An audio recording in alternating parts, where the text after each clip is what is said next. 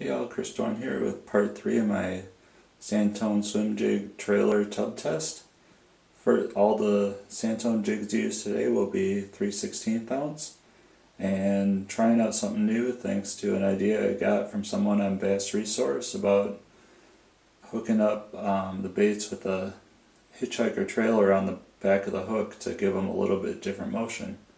So the first one I'll start out with is a Kalin's 3-inch twist tail, and gotta go a little shorter grub because when you use the Hitch-Hiker to get it on the hook it sticks out a little farther, and see what it does.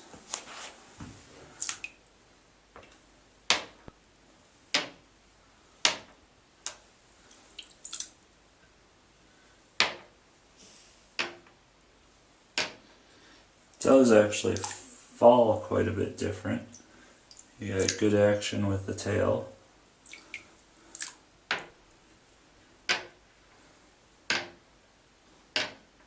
But in a way, when it falls now,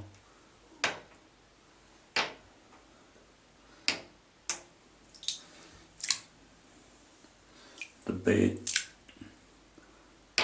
jig falls kind of flat and the bait follows it down.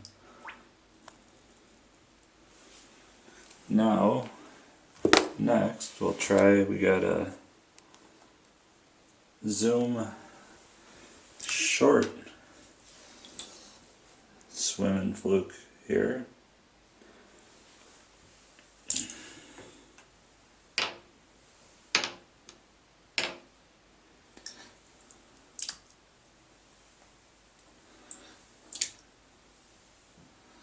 It actually looks pretty interesting. It's got, you still get the wobble with the jig head.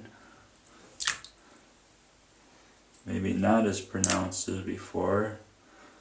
It kind of almost looks like a fish chasing the jig.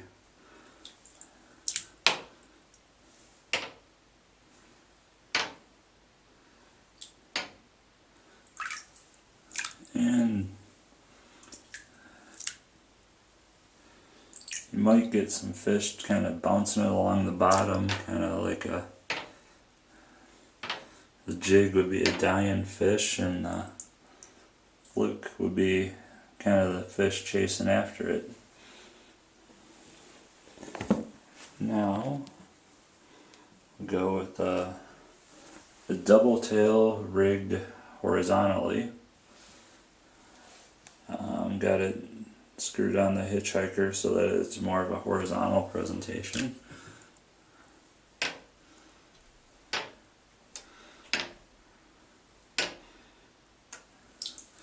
Kind of a real crazy bottom bouncing presentation.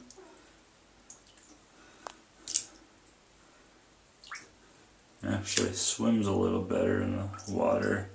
As I see there, you do got to give it a little bit of a kick at the beginning to get going.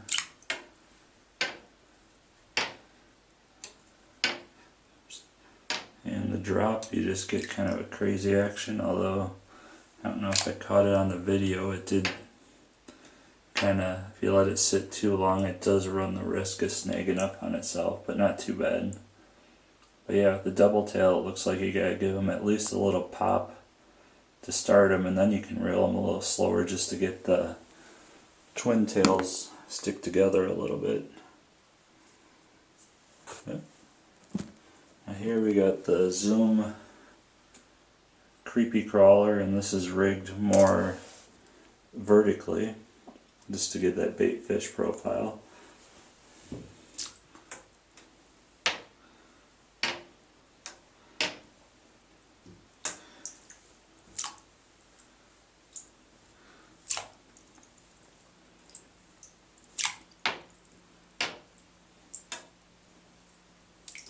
This actually looks pretty good in the water. The only thing I might worry a little bit with these is that the trailer is so far back from the hook that I'll be curious to see what the hooking percentage is with these.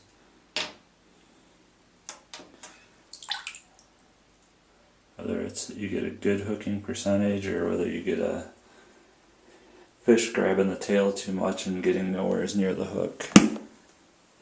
Now the next to last one here is, we got the Reaction Innovations, the mini skinny dipper, and see how this looks in the water.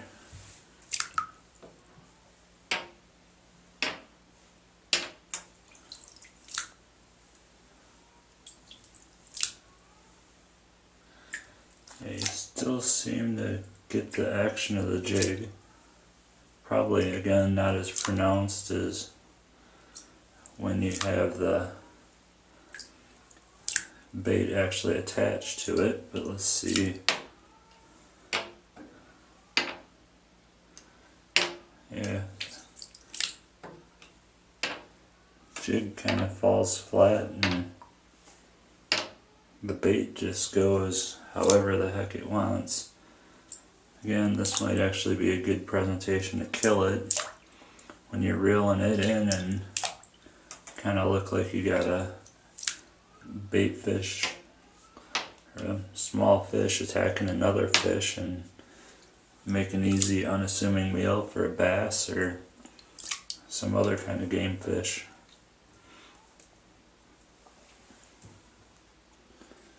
Now the last one is not hooked up with the Hitch-Hiker, but is a bait that I've used a lot on the river and kind of forgot about that I had, was a Bass Assassin Turbo Shad.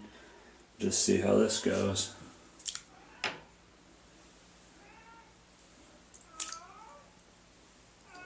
So it actually takes quite a bit to get it going. As you can probably hear in the background, one of my cats is real impressed with the tub testing here.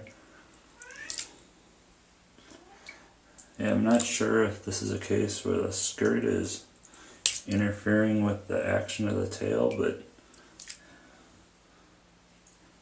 doesn't have a whole lot of tail movement. This will be one that I want to play with and maybe put it on the Hitch-Hiker, but right now in the water it doesn't look as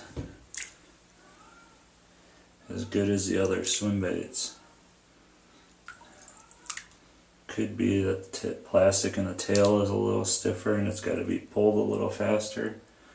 But yeah, something I'll definitely have to try play around with. Maybe I'll boil the bait and see if I can get the tail a little softer and get it working better.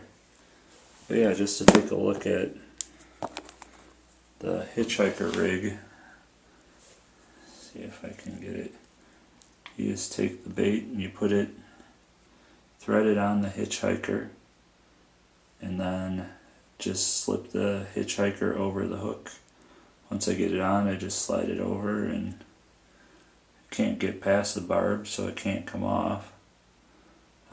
Really seems to give a great action. Like I said, the only thing I worry about is, even with this 3-inch grub with the bait sticking out so far back, even trying to grab the head of the bait, are they going to get to the hook?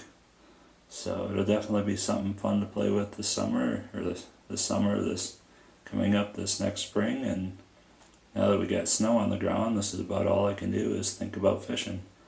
So tight lines, everyone. Thanks.